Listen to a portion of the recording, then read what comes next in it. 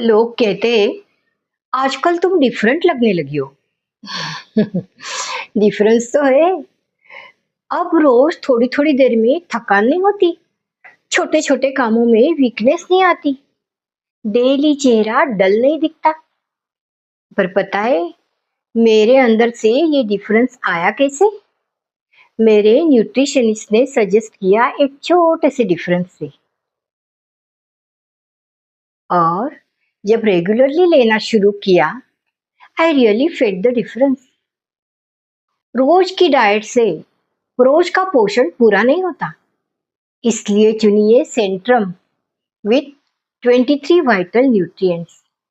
ये आपके recommended dietary allowance के हिसाब से आपके न्यूट्रिएंट्स नीड को पूरा करके आपको हेल्दी रखता है। Centrum everyday and feel the difference.